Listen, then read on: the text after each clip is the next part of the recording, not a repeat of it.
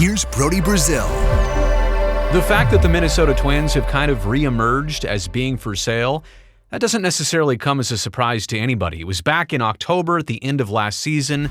The team announced that they were exploring the potential sale of the franchise. Back then it was a bit of a surprise because the Pohlad family had owned the team for as long as a lot of fans had been alive. And why don't we actually begin with some of the backstory here before we get to some new information and maybe new revelations why this sale might be difficult. The Twins are carrying a lot of debt, by the way. But the background goes like this. Carl Pohlad bought the baseball team in 1984. He passed away in 2009. Since then, the team has been owned by multiple generations of the family, including 20 grandchildren. So you understand right away, this is a family heirloom, but it's complicated, right? There's a lot of voices. There's a lot of opinions here.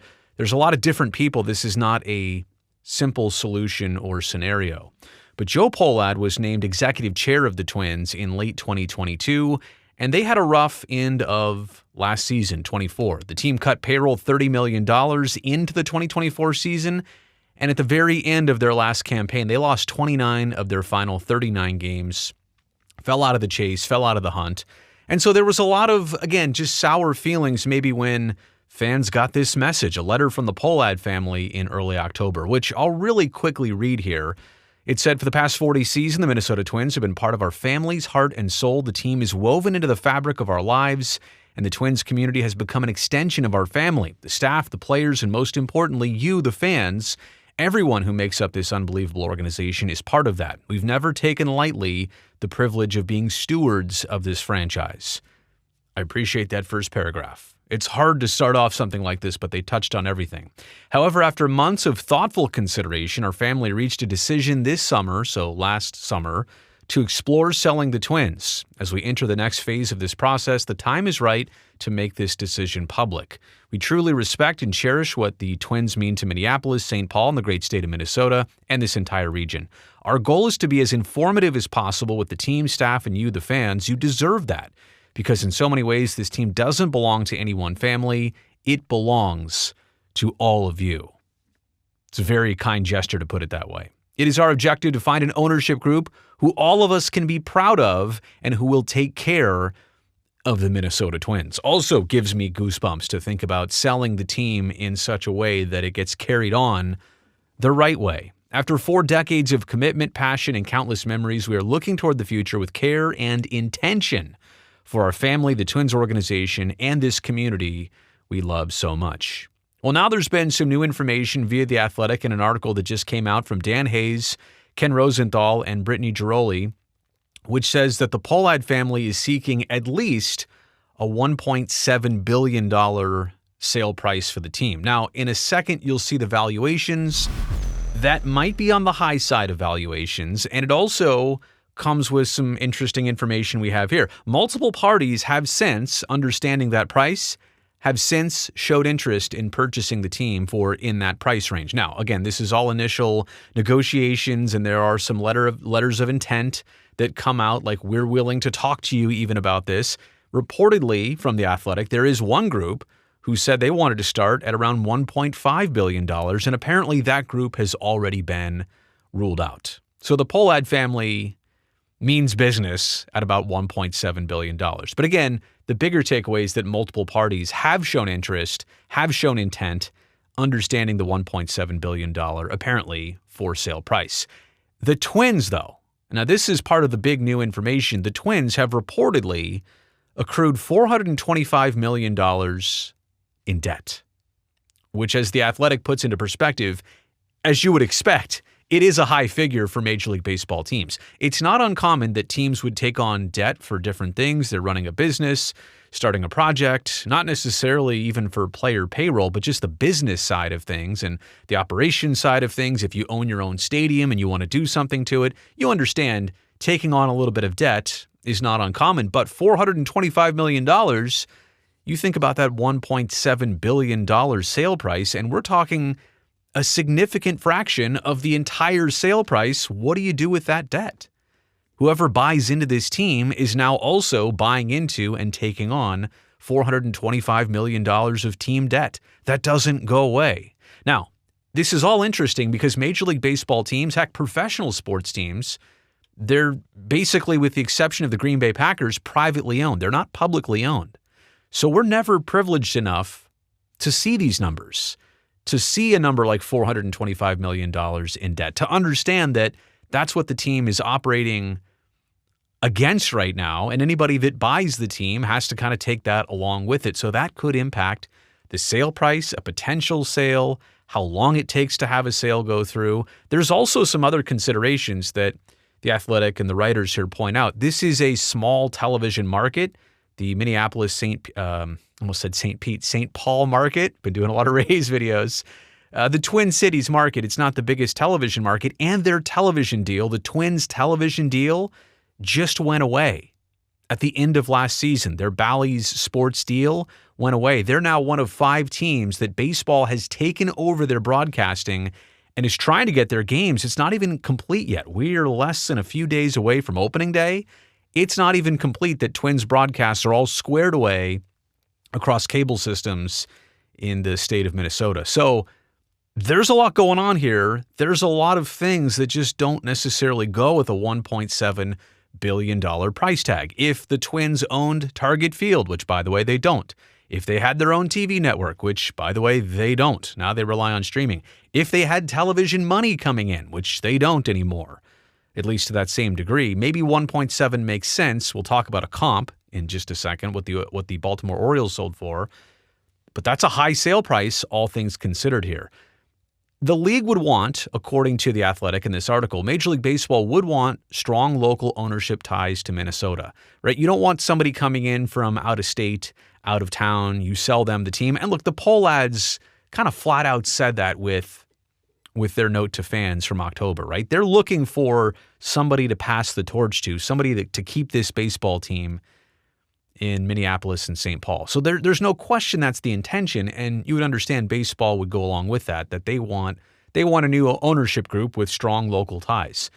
There's also the part of this report that Joe Pohlad would want to keep his role and keep his front office control of the club, even though he might not be selling all of his ownership stake, but the majority ownership stake. So he would not be part of the majority control anymore, but he would want that position in terms of the front office. Apparently, not all the groups have problems with that, buying into it, but you understand that might complicate the matter.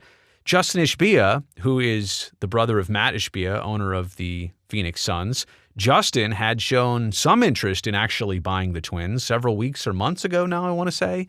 But he kind of, flirted with the idea, then backed away from it. He kind of withdrew that offer, that intent. He, in turn, took the stake he currently has in the Chicago White Sox and made that a little bit bigger instead of flat out buying the Minnesota Twins. I know that there's a lot of high regard for the Ishbias, their family, the way they run sports organizations so far, like with the Phoenix Suns and the Phoenix Mercury. But Justin did not want to go that route, has changed plans here. So there was some excitement about that. It seems like since he's backed away, now maybe the Twins are pushing themselves out there a little bit more. Again, they don't own Target Field. That definitely would have been part of the price tag and understanding, maybe a $1.7 billion ask. If you own that asset, it makes you much more valuable, but instead, the Twins don't have that going for them. Okay, in terms of valuation of the Twins and a comparable sale, all we really have to go on is March of last year. The Baltimore Orioles sold for $1.725 billion to Baltimore native David Rubenstein, who also bought into part of the television network that the Orioles have ownership of. And David Rubenstein, a big Baltimore baseball fan, so it made a lot of sense. He wants to improve the team, has kind of already taken some steps towards that. And when it comes to valuation, these two teams are actually seen closely externally in terms of what different organizations think they're worth. Baltimore ranked 18th in valuation across Major League Baseball. The Twins are only a few slots behind at 21st. Forbes had the Twins' valuation in 2024 at $1.46 billion. So that's a couple $100 million, significantly below $1.7 billion. But they also had the operating income of $19 million in 2024. So now that we know the debt that they've accrued and they're operating under, that is different from obviously making a little bit of money in 2024. But then again, they also had the TV deal back then. Maybe now they don't. So again, these numbers are all very much ballpark numbers, not just because we're talking baseball here. These are ballpark numbers because they're only reports. They're not definitive and necessarily factual or understood that way. Sportico has the valuation of the Twins at $1.7 billion. So there you go. It's not like the Twins are asking 2.2 here or 1.9. I mean, there is that difference, 1.7, 1.46. They're asking on the high side. But again, they just don't have all of the amenities like owning your stadium, owning the TV network, having a good TV deal. They just don't have all of that going to maybe get that 1.7, and they're carrying that debt. The TV contract, real quick, the Twins lost their deal with Bally Sports, like a lot of teams did back in 2024 at the end of the season. They're going to be, going into 2025, one of 5 MLB teams to have the league take over their broadcasts, like do all their production and their distribution, but they're not going to get a big revenue check like a lot of other teams that work with networks. They're not going to get a $40, $50, $60 million check, $70, $80 million check from a TV network. So you have to understand that is a huge hit, a huge loss to the Twins business. Other teams are getting these. Some are still. A lot don't. And now the Twins are one team that will not be getting that. MLB Trade Rumors says that at least in terms of 2023, the Twins TV deal with, I want to say it was Bally's back then too. Yeah, 2023, they got $54 million in terms of their rights fees. That's what they were paid. And let's never forget, I hate to bring this up to hardcore Twins fans because this is kind of still a sore subject, I would imagine. It's almost a quarter century ago. But in 2001, the Twins and Expos, who have since moved to become the Washington Nationals in Montreal, the Twins and Expos were bound to be contracted. They were bound to come to an end. It was only the Twins' lease at the Metrodome, which was legally upheld in the court system, and it saved the team. It made it too complicated for baseball to do away with the Twins and, in turn, do away with the Montreal Expos. Major League Baseball was going to pay those owners of the Expos and the Twins at the time, 2001, $250 million of a buyout to make your team go away. And here we are in 2025, and we're talking about selling teams for $1.7 billion. Isn't that crazy? And they voted for this. 28-2 was the vote. Minnesota and Montreal were the only ones who voted no to save themselves.